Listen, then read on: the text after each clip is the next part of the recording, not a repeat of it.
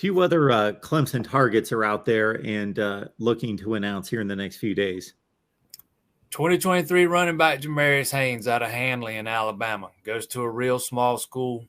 Clemson was his first offer. The staff's going to get killed for taking this guy. He's a no-star guy. I don't know. I know 24/7 hasn't rated him out, or not last I checked. I'm not sure Rivals has. Again, he plays at a very small school in Alabama. This was his first year starting. Nobody had ever really heard of him until Clemson offered him. They got sent his film. They looked at it. They loved it. They brought him in for the Syracuse game, I think it was, offered him that weekend. And he's kind of been one of the top two targets ever since. They tried to get in on Chris Johnson, who they didn't gain a whole lot of traction with. He committed to Miami over the weekend, I think it was. And, so Haynes has kind of been one of the top one or two guys ever since. They love his film. He's another guy. He's not the biggest guy, but he can move. I think he runs a 10.9 into 100, so he's got some speed. His field vision is really good. He just jumps off the screen at you if you turn on the film. If he can add a little bulk and not lose that quickness, I think he's got the makings of an every down Power 5 back.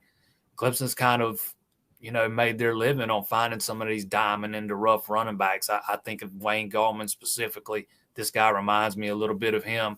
And I fully expect him to join the class when he announces, I think, on early signing day. And I look at him as the top take in the class, and Jarvis Green is kind of the second take in the class. Yeah.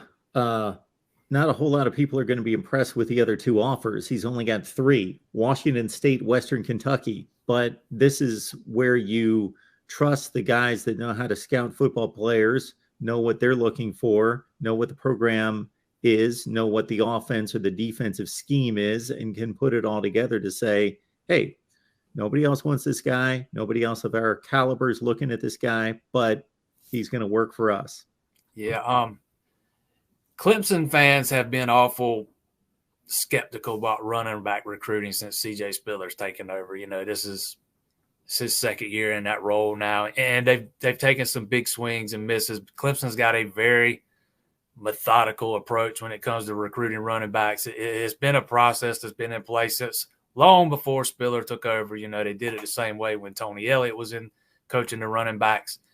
They only chase one or two at the time. They cast a very small net, and that's not a C.J. Spiller decision. He doesn't get to decide who gets offered and when they get offered. I'm pretty sure he can only make suggestions. Dabo Sweeney has the final call on those things, and I don't see that process changing anytime soon.